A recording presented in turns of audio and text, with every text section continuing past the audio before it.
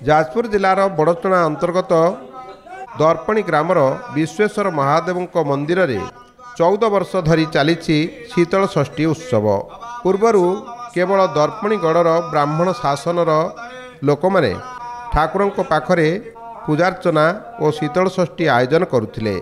मात्र एबे अंचलवासी सहयोग ये उत्सव अनुष्ठित होउछि। मंदिर ट्रस्ट पक्षरु सुंदर भाव साजसज्जा करा जायतिला मंदिर एवं मंदिर भीतर परिवेश को। 14 वर्ष धरी समस्त अंचल आखपाख लोक भद्रलोक एवं जो वरिष्ठ नागरिक समस्त एकत्रित होई ये मंदिर पूजा एवं अर्चना बाहर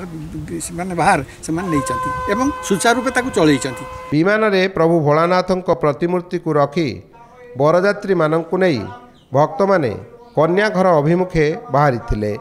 बाजा बाण संकीर्तन रोषणी करी पहुंची थिले कन्या घरे। कन्या पक्ष लोक माने बर और बरयात्री को पाछटी नहीं आतिथ्य देइथिले। ब्राह्मण बर को बरणी करी पार्श्वदेवता को पूजार्चना करने सहित विवाह कार्य आरंभ करथिले। लोकाचार रे एपरी शिव विवाह संपन्न होइथिला।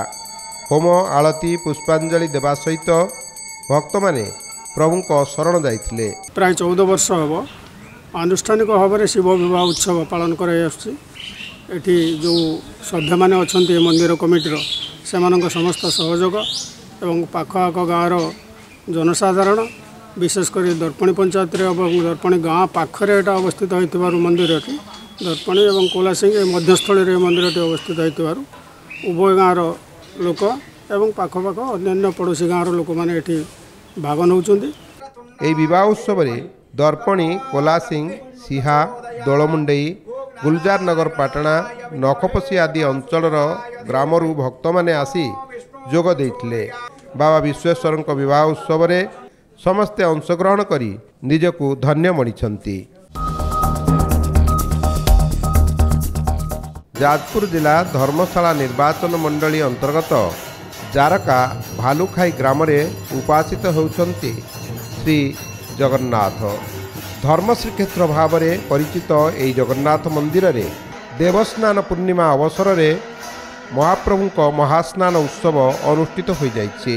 ए अवसर रे चतुर्धा मूर्ति को पहंडी करी सेवक माने अस्थायी मंडप को आनिथिले। संकीर्तन बाजा बाण रोषणी रे सुंदर परिवेश सृष्टि होइथिला। एठारे ठाकुरंको नीतिकांति करा जाई ठाकुरं को सोना रूपा गंगा जल सप्तशती जल आदि रे स्नान करा जाइथिला। स्नान परे कलश स्थापन सर्वदेवादेवी पूजा मंडल पूजा होम आलती आदि संपादित होइथिला। शेष रे श्री जीव मानकु गजवेश करा जाइथिला। एही उत्सव रे बहु संख्यार भक्त जोगदे ठाकुरंकर गजानन वेश देखि निजकु धन्य मणिथिले।